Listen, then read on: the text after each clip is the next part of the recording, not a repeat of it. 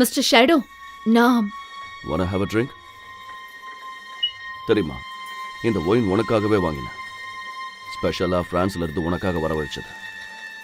இல்ல, நான் ட்ரிங்க் பண்ண மாட்டேன். நான் முன்னாடி ரொம்ப வெக்கப்படுற ஆளாதான் இருந்தேன். என்னால உங்க மனசு கஷ்டப்பட்டிருந்தா சாரி. உங்களை காயப்படுத்தணுங்கிறது என்னோட எண்ணம் இல்ல. அதனால அதுக்கு பதிலா நான் என்ன பண்ணணும்னு சொல்லுங்க, நான் தயாரா இருக்கேன். சரி, என் கோபத்துக்கு நீ எப்படி பரிகாரம் பண்ண போற மிஸ்ஸஸ் நித்யா பிரகாஷ்? என்னோட ஃபுல் நேம் உங்களுக்கு தெரியுமா? உன்னை பத்தின எல்லா டீடைல்ஸும் எனக்கு தெரியும். சொல்ல போனா உன்னை பத்தி உனக்கே தெரியாத சில விஷயங்கள் கூட எனக்கு தெரியும். நித்யாவுக்கு அந்த மனிதனிடம் ஒரு வித்தியாசமான ஆட்டிடியூட் இருப்பதை உணர முடிந்தது. அவள் ஒரு திருமணமான பெண். அவளால் ஒருபோதும் தாய்மையடைய முடியாது. அதனால்தான் அவள் மாமியாரும் கணவனும் அவளை வீட்டை விட்டு துரத்தினார்கள். இந்த மிஸ்டர் ஷேடோ ஏன் இவ்வளவு பணத்தை அவளுக்காக செலவு செய்ய தயாராக இருக்கின்றார்? நான் யாரு, நான் என்ன பண்றேன், நான் யாரை தேர்ந்தெடுப்பேன்? இல்ல என்னோட ஜாதி என்ன? இது என்னோட தனிப்பட்ட விஷயம். இத பத்தி உனக்கு எந்த விளக்கமும் கொடுக்க வேண்டிய அவசியம் எனக்கு இல்ல. I'm sorry, Mr. Shadow. So, what are we waiting for? Now, come. Let's celebrate our love. எனக்கு இன்னும் டிவோர்ஸ் ஆகல. அதனால இப்போ என்ன ஆக போகுது? நான் டிவோர்ஸ் வாங்கினதுக்கு அப்புறமா தான்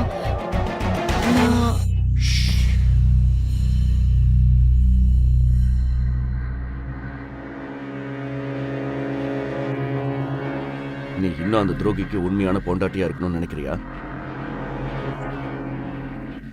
அவன் உன் சொந்த கசினியே கல்யாணம் பண்ணிக்கிட்டான். அவ கூட சேர்ந்து உன்னை ஏமாத்தி உன்னோட சொந்த வீட்டை விட்டே உன்னை வெளியில துரத்திட்டான். மைண்ட் நித்யா.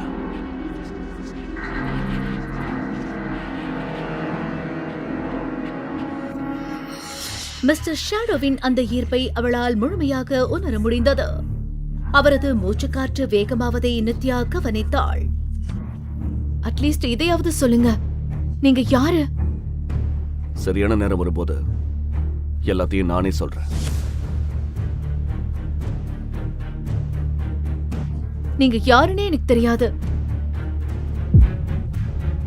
அதனால வேற யாராவது சாதகமா பயன்படுத்திக்கிட்டு என்ன மிஸ்யூஸ் பண்ண ஆரம்பிச்சாங்கன்னா? நான் அங்க இருந்தா உன்னை யாராலையும் தொடக்கூட முடியாது. So don't worry. Come.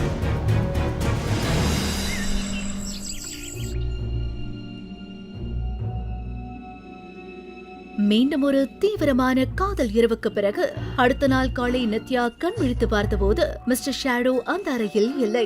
முந்தைய இரவு நடந்த நிகழ்வுகள் அனைத்தும் அவள் நினைவுக்கு வந்தபோது இதெல்லாம் ஒரு கனவா இருக்கும்.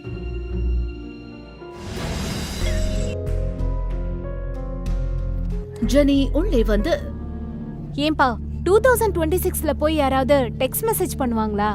ஏன் எங்க அப்பா கூட வாட்ஸ்அப் தான் யூஸ் பண்றாரு. சரி, அதையெல்லாம் விடு. அவர் பார்க்கிறதுக்கு எப்படி இருந்தாரு? தெரியல, அங்க ரொம்ப இருட்டா இருந்ததால சரியா பார்க்க முடியல. ஆனா அவரோட பிசிக் எப்படி இருந்துச்சு? இதை கேட்டதும் மிஸ்டர் ஷேடோவின் வலுவான கைகளும் அகன்ற மார்பும் அவளுடைய நினைவுக்கு வந்தன. நல்லா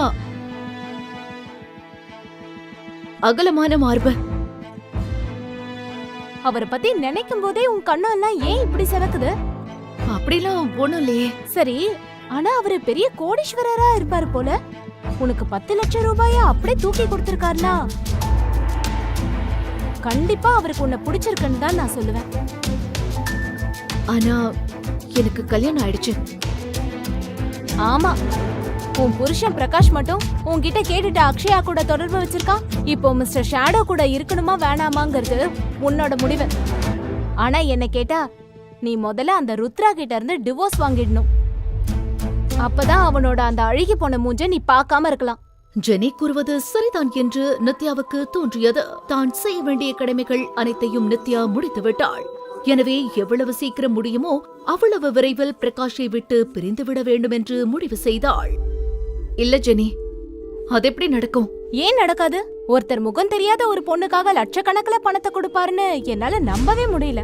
ஆமா, அது எனக்கு புரியல. என்னால ஒரு குழந்தை பெத்துக்க முடியாதுன்னு தெரிஞ்சிருந்தோ ஏன் அவர் எனக்காக இவ்ளோ செய்யறாரு? பிரகாஷ் இப்போ எனக்கு மாமா மட்டும் இல்ல, அவர்தான் என்னோட. பிரகாஷ் அவளோட பாஸ். அக்ஷயாவும் பிரகாஷோட கம்பெனில தான் வேலை செய்யறா. பிரகாஷும் அவ வேலைய பயங்கரமா பாராட்டுவாரு. ஓ அப்படியா? அவ படிச்ச படிப்புக்கும் நாம பட்ட கஷ்டத்துக்கெல்லாம் இப்போதான் பலன் கிடைச்சிருக்கு. நித்யா அக்ஷயா பேசுவதை ஒரு வழியாக தடுத்து விட்டாள். ஆனால் அவள் எந்த நேரத்தில் என்ன பேசுவாள் என்று நிச்சயம் இல்லை. ஏன் எல்லாரும் நின்னுக்கிட்டே இருக்கீங்க? உட்காருங்க. உங்க உடம்பு எப்படி இருக்குன்னு பாத்துட்டு போலான்னு வந்தேன். இப்ப நீங்க பெட்டரா இருக்கீங்க. ஆக்சுவலா ஆபீஸ்க்கு லேட் ஆகுது, அதனால நாங்க கிளம்புறோம். உங்களுக்கு லேட் ஆச்சுன்னா நீங்க கிளம்புங்க, எனக்கு ஒன்றும் இல்ல, நான் பாத்துக்கிறேன். மாமா, உங்களுக்கு எதுனாலும் எனக்கோ இல்ல அக்ஷயாவுக்கோ கால் பண்ணுங்க. பிரகாஷ் போன்ற ஒரு கண்ணியமான மனிதனை பெற நித்யா மிகவும் அதிர்ஷ்டசாலி என்று குணா உணர்ந்தார். இன்று பிரகாஷ் நேரத்தை ஒதுக்கி வந்ததால் குணாவிற்கு அவன் மீது மரியாதை அதிகமானது. பிரகாஷ் தம்பி. சொல்லுங்க மாமா. அக்ஷயா உங்க கூட வேலை செய்யறது எனக்கு சந்தோஷம்தான். அவ நித்யாவோட தங்கச்சியா இருந்தாலும் அந்த ஒரு காரணத்துக்காக அவ பண்ற எந்த தப்பையும் நீங்க விட்டு கொடுக்க கூடாது. அதுக்கு அவசியமே வராது மாமா. அக்ஷயா சூப்பரா வேலை செய்யறா. ருத்ரா தம்பி, நான் இன்னொரு விஷயம் சொல்லணும். சொல்லுங்க மாமா. கண்ணா, நான் எவ்வளவு நாள் உயிரோட இருப்பேன்னு தெரியாது. நான் போறதுக்கு முன்னாடி உங்க 2 பேரோட குழந்தைகளோட விளையாடணும்னு ஆசைப்படுறேன். குணாவின் வார்த்தைகளை கேட்டு நித்யாவுக்கு தன் தலையை சுற்றுவது போல இருந்தது.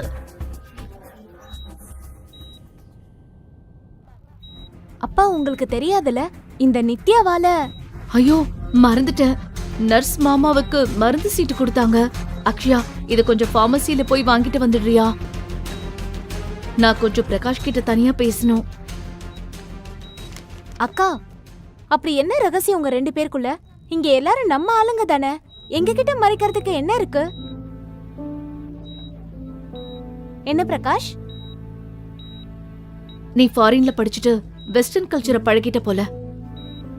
உன் அக்கா புருஷனை போய் பேர் சொல்லி கூப்பிடுற? அக்ஷயா, புருஷன் பொண்டாட்டி விஷயத்துல நீ தலையிடாத, அது நல்லதில்ல. முதல்ல போய் மருந்து வாங்கிட்டு வா.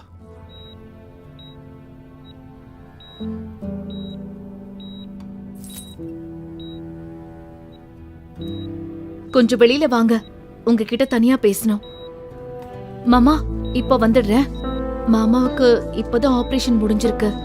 நிலைமை எவ்வளவு சீரியஸா இருக்குன்னு நீங்களே பாத்தீங்க தானே. அவருக்கு எந்த ஒரு ஸ்ட்ரெஸ்ஸும் இருக்க கூடாதுன்னு டாக்டர் சொல்லிருக்காரு. அவர் மனசு கஷ்டப்படுற மாதிரி ஏதாவது நடந்தா அவரோட நிலைமை இன்னும் மோசமாயிடும். அப்புறம் அவரை காப்பாத்துறது ரொம்ப கஷ்டம். அதனால நம்ம டைவர்ஸ் விஷயத்த பத்தி அவருக்கு இப்ப தெரியக்கூடாது. இந்த அதிர்ச்சி அவரால தாங்கிக்க முடியாது. நீங்க வேற எதுவும் பண்ண வேண்டாம். எனக்கு நீ சொல்ல வேண்டியதே இல்ல நித்யா. முதல்ல ஒரு பொண்டாட்டி மாதிரி எனக்கு அட்வைஸ் பண்றத நிறுத்து. சட்டப்படி நாம இன்னும் பிரியாம இருக்கலாம். மனசளவுல நாம பிரிஞ்சு ரொம்ப நாள் ஆச்சு. 4 வருஷம் ஒன்னா இருந்தப்பவே நான் உங்களுக்கு ஆர்டர் போடுறதுக்கு எந்த ரைட்ஸும் கொடுத்ததில்ல. இப்போ எப்படி கொடுப்பீங்க? உங்களுக்கு நான் என்ன ஆர்டர் போட முடியும் பிரகாஷ்? இந்த 4 வருஷ கல்யாண வாழ்க்கையில உங்ககிட்ட நான் எதையுமே கேட்டதில்ல. ஆனா இன்னைக்கு உங்ககிட்ட பிச்சையா கேக்குறேன். மாமாக்கு இந்த விஷயம் தெரியக்கூடாது. நான் சொல்றத கேட்டா நான் ஜெயிச்சிடுவேன், நீங்க தோத்துடுவீங்கன்னு நினைக்காதீங்க.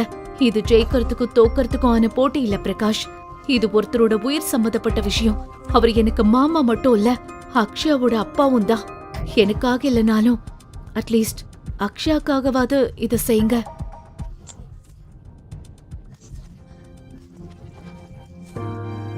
சரி, நான் மத்தது அக்ஷயா கிட்ட பேசிக்கிறேன். இப்ப நீ பேசி முடிச்சிட்டனா நான் கிளம்புறேன். எனக்கு லேட் ஆகுது. நித்யா பதற்றமாக மாமாவின் வார்டுக்குள் ஓடினாள். ஏனென்றால் அவளுக்கு முன்பு அக்ஷயா அங்கு சென்று விட்டாள். உன் கழுத்துல என்ன அந்த தழும்பு? அந்த தழும்பு எதனால் வந்தது என்று பிரகாஷுக்கு புரிய 1 நிமிடம் கூட ஆகவில்லை. அது ஒரு ஆக்சிடென்ட் பிரகாஷ்.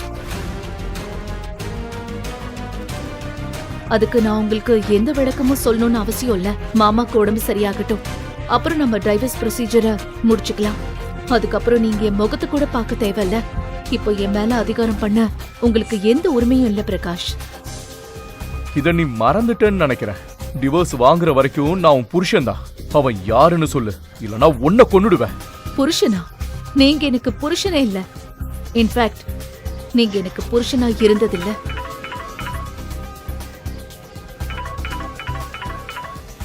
நித்யா தனது மாமாவின் வார்டுக்குள் போனாள். அக்ஷயா தனியாக மாமாவிடம் ஏதாவது சொல்லிவிடுவாளோ என்ற பயம் அவளை இன்னும் வாட்டியது.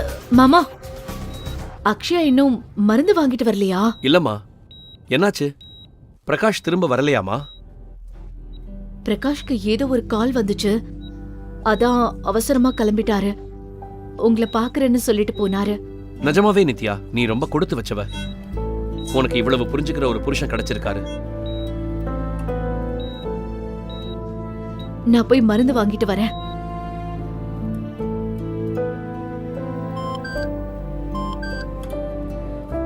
நித்யா, உன் அக்கௌண்ட்டுக்கு 5 லட்சம் ரூபாய் டிரான்ஸ்ஃபர் பண்ணிட்டேன். Have a look. பார்மசியில் மருந்து விலையை பார்த்தபோதுதான் அக்ஷயா ஏன் மருந்து வாங்காமல் வந்தாள் என்று நித்யாவுக்கு புரிந்தது. ஒரு வாரத்திற்கான மருந்து பில்லே பல ஆயிரங்கள் வந்திருந்தது. மாமா, நான் மருந்து வாங்கிட்டு வந்துட்டேன். இதோ இங்கே வைக்கிறேன்.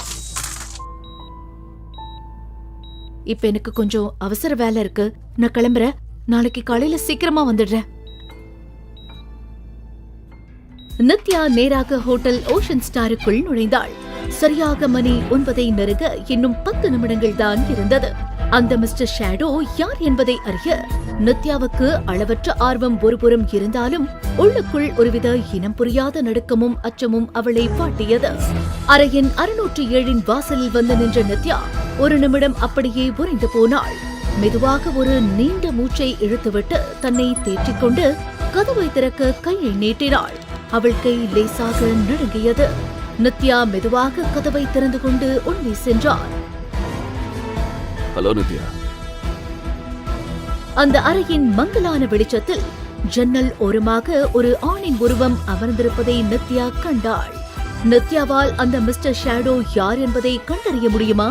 நிஜமாகவே அப்படி ஒரு மனிதன் இருக்கின்றானா? எந்த கதையின் அடுத்தடுத்த திருப்பு முனைகளை அறிய சீக்ரெட் ஹஸ்பண்ட் தொடரின் அடுத்த எபிசோடை பாக்கெட் எஃப்எம்மில் தமிழ் யூடியூப் சேனலில் கண்டு மகிழுங்கள்.